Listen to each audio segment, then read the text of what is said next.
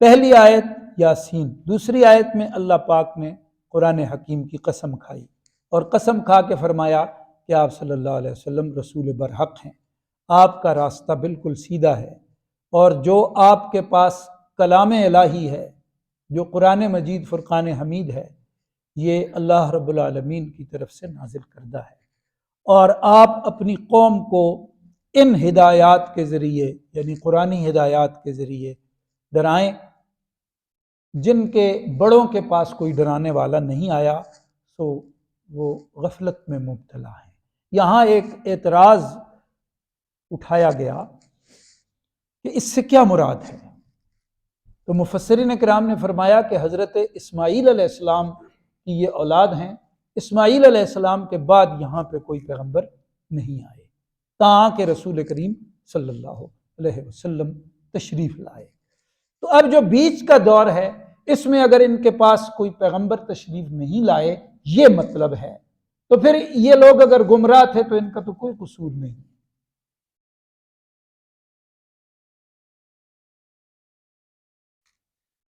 اس کا مطلب یہ ہے کہ پیغمبر تشریف نہیں لائے، لیکن پیغمبرانہ تعلیم تو ان کے پاس آتی رہی تھی، وہ سلسلے تو تھے ان کے پاس، لیکن پھر اگر وہ تھے تو انہیں بھی گم کر دیا گیا۔ اگر انہیں گم کر دیا گیا تھا تو پھر بھی بنی اسرائیل ان کے ارد گرد رہتے تھے، اور وہاں سے بھی انہیں پیغام حق تو پہنچتا رہتا تھا جسے انہوں نے قبول نہیں کیا۔ اور اگر ایسا بھی نہیں ہے تو تب بھی اللہ رب العالمین ان کے ساتھ عدل اور انصاف ہی فرمائیں گے۔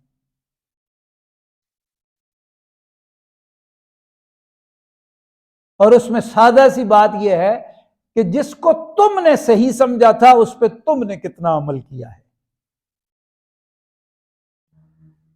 اللہ پاک انصاف فرمائیں گے۔ ہمیں ان کے مسئلے میں الجھنے کی ضرورت نہیں، ہمیں اپنا آپ سیدھا کرنا ہے۔ ہم تک تو پیغام آیا ہوا ہے نا، جن تک نہیں پہنچا پیغام وہ تو اللہ پاک ان کا فیصلہ فرمائیں گے نا، اور اس پر تفصیلات دینی احکام میں موجود ہیں، ہمیں ان میں جاننے کی ضرورت نہیں ہے۔ اگر بہت ضرورت پڑ جائے تو وہ ہم بیان کر دیں گے۔ یہاں مطلب یہ ہے کہ ان کے پاس کوئی پیغمبر قوم میں سے تشریف نہیں لائے تھے تاکہ رسول کریم صلی اللہ علیہ وسلم اسی قوم میں سے سب سے بڑے پیغمبر تشریف لائے۔ جب آپ تشریف لائے تو آپ کی بات کو بھی تو انہوں نے نہیں مانا، تو جب انہوں نے نہیں مانا تو وہ بات جو اللہ رب العالمین کی فرمائی ہوئی ہے وہ ثابت ہو گئی۔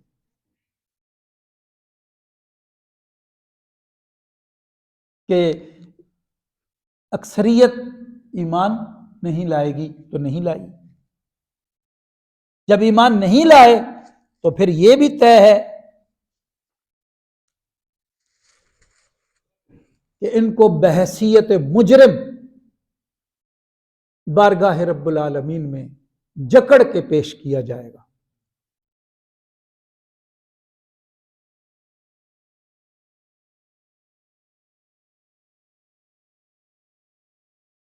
پھر آیت نمبر 9 میں فرمایا گیا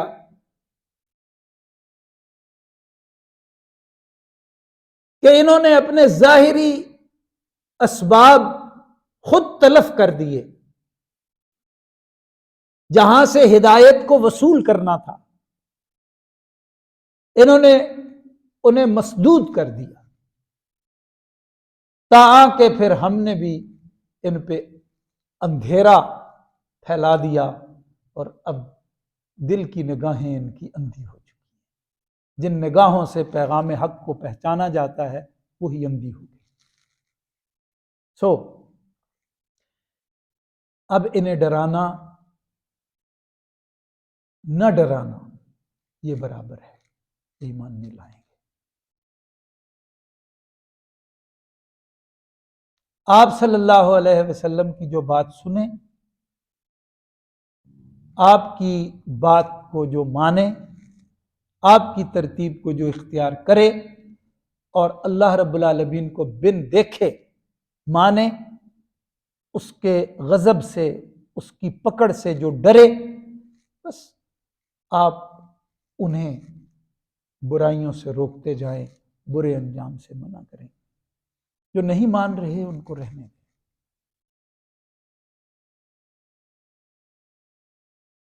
اس پہ میں نے تفصیلاً پہلے گزارشات پیش کی ہوئی ہیں۔ تو جو دنیا میں انبیاء کرام کی بات مانے، اللہ پاک کا خوف رکھے، وہ دنیا میں بھی کامیاب ہے اور آخرت میں بھی کامیاب ہے۔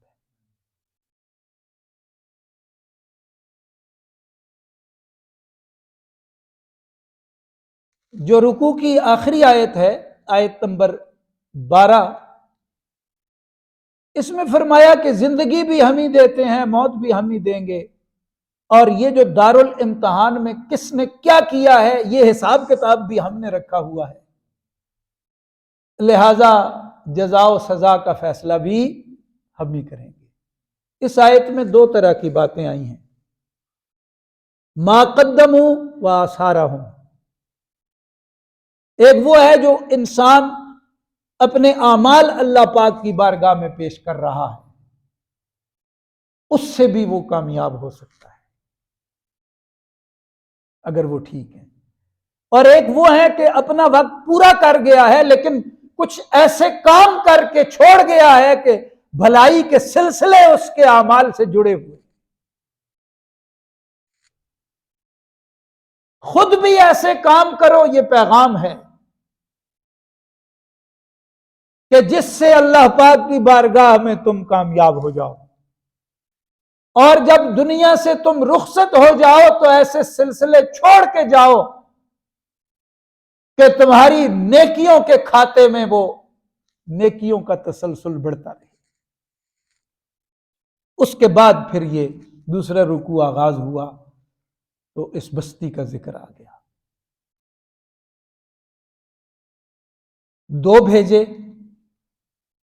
مفسرین اکرام فرماتے ہیں ان میں نہ ان کے ناموں کی کوئی تعیین حتمی کر سکتا ہے، اور نہ یہ حتمی تعیین ہے کہ یہ واقعی رسول تھے، نہ اس کو حتمی طور پہ طے کر سکتے ہیں کہ یہ رسولوں کے بھیجے ہوئے تھے۔ دونوں احتمال موجود ہیں۔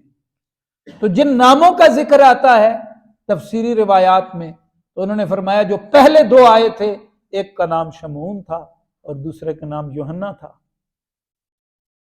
اور جو تیسرے آئے تھے ان کا نام یونس تھا۔ واللہ اعلم۔ اور جا میں نقصل مدینہ، انہوں نے کہا اس کا نام حبیب تھا۔ لیکن یہ کوئی حتمی بات نہیں ہے، قرآن شریف نے یہ نام نہیں لیے، تو تفسیری روایات اس پہ موجود ہیں۔ اور فرمایا یہ بھی نہیں کہہ سکتے کہ واقعی یہ انطاکیہ ہی تھی، یہ بستی انطاکیہ تھی، یہ بھی نہیں کہہ سکتے۔ امام ابن کثیر رحمۃ اللہ علیہ نے اس روایت کو اس مقام پر اپنی تفسیر میں رد کیا۔ تھی ایک بستی، اس کا دور کون سا تھا، عیسیٰ علیہ السلام کے بعد تھا یا پہلے تھا، دونوں احتمال موجود ہیں۔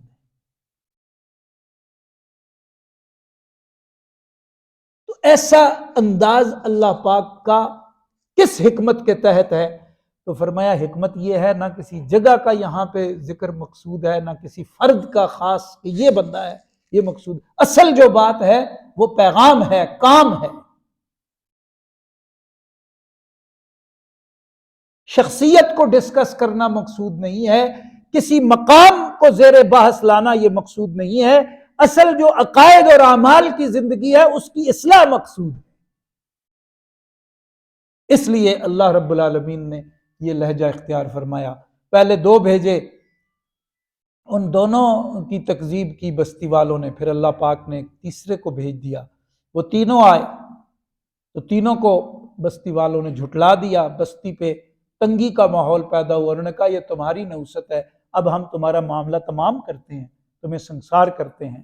تو وہ ایک اللہ والا کہیں عبادت میں مشغول تھا، اسے پتہ چلا کہ یہ حالات بن رہے ہیں، تو اس نے کہا اب میرے سجدے اللہ کے ہاں نہیں مانے جائیں گے، اب مجھے میدان میں نکلنا پڑے گا، ان تینوں کے حق میں جا کے مجھے کھڑا ہونا پڑے گا اگر میں اللہ کے سامنے سرخرو ہونا چاہتا ہوں۔ اس میں کتنے پیغام ہیں، کتنی باتیں۔ تو وہ جو عبادت شب و روز میں عابد شب زندہ دار تھا، آج وہ مجاہد بن کے سینہ تان کے میدان میں اتر گیا کہ جس طرح کے حالات پیدا ہو جاتے ہیں اس طرح کے احکامات کو عمل میں لانا پڑے گا۔ اپنی مرضی کی زندگی گزاریں گے تو کامیاب نہیں ہوں گے، اگرچہ وہ عبادات پہ مبنی ہی کیوں نہ ہو۔ یہ آج کے سبق کے اختتام تک تو یہ پیغام مل رہا ہے کہ اہل حق کی حمایت میں کھڑے ہو جانا یہ عبادت سے بھی اونچا کام ہے۔